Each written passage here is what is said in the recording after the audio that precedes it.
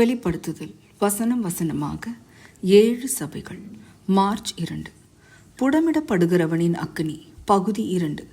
நான் ஐஸ்வர்யவானாகும்படிக்கு நெருப்பிலே புடமிடப்பட்ட பொன்னையும் உன் நிர்வாணமாகிய அவலட்சணம் தோன்றாதபடிக்கு நீ உடுத்திக் கொள்வதற்கு வெண் வஸ்திரங்களையும் என்னிடத்திலே வாங்கிக் கொள்ளவும் நீ பார்வையடையும்படிக்கு உன் கண்களுக்கு கலிக்கம் போடவும் வேண்டும் என்று உனக்கு ஆலோசனை சொல்லுகிறேன். வெளிப்படுத்துதல் 3 வசனம் 18. குருடன் என்று கடைசியாக கிறிஸ்து குறிப்பிடுவது லவோதிக்கேயர்களின் கண் கலிக்கத்தை சுட்டி காட்டுகிறது. அதுவும் அங்கு பிரபலமாயிருந்த உள்ளூர் தயாரிப்பு. இது கண்டுபிடிக்கப்பட்ட பகுதியை வைத்து ஃப்ரிஜியன் தூள் என்று அழைக்கப்பட்டது. மருத்துவ நோக்கங்களுக்காக பயன்படுத்தப்பட்டது. லவோதிக்கேயர்களுக்குள் பிரபலமான ஒரு மருத்துவக் கல்லூரி இருந்தது. அங்கு அந்த கலிக்கம் தயாரிக்கப்பட்டிருக்கலாம். ஆனால் முந்தின 2 காரியங்களை குறித்து சொன்னது போலவே இதிலும் மனிதனால் உண்டாக்கக்கூடிய எதையும் விட சிறந்த ஈவுகளை கொடுப்பதாக சொல்கிறார்.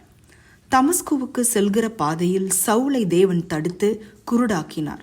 அந்த இக்கட்டான நிலை சவுலின் ஆவிக்குரிய நிலையை சுட்டி காட்டியது. சவுலுக்கு முன்பு பார்வை இருந்தாலும் ஆவிக்குரிய ரீதியில் அது தவறான, துல்லியமற்ற, சீர்கெட்ட பார்வையாக இருந்தது.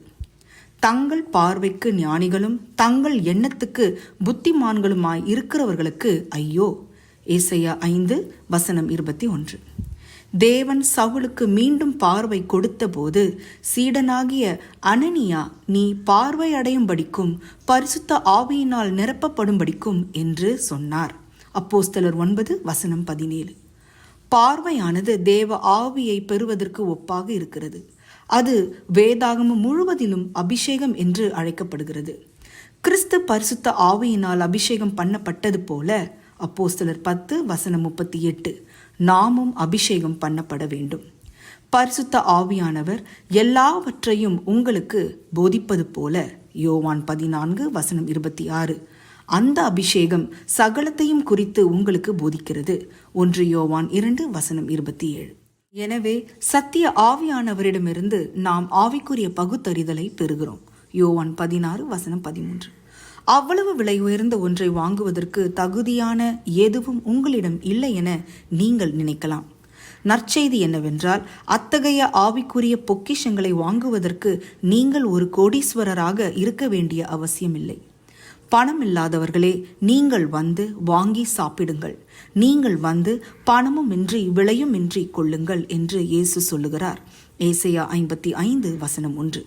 உண்மையில் தாகமாய் இருக்கிற ஒவ்வொருவரும் ஜீவ தண்ணீராகிய தம்மிடம் வரும்படி அவர் அழைக்கிறார்.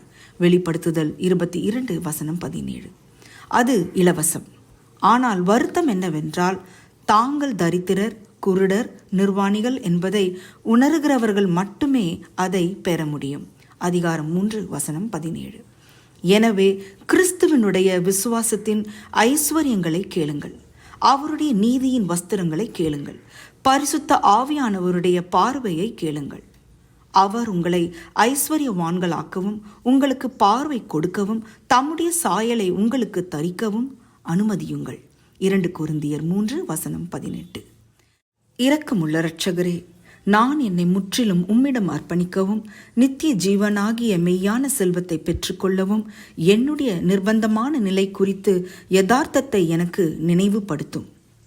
அதிக ஆராய்ச்சிக்கு சங்கீதம் 119 வசனம் 18, யோவான் 7 வசனம் 17, 1 கொரிந்தியர் 2 வசனங்கள் 6 முதல் 14 முடிய. ஆமேன்.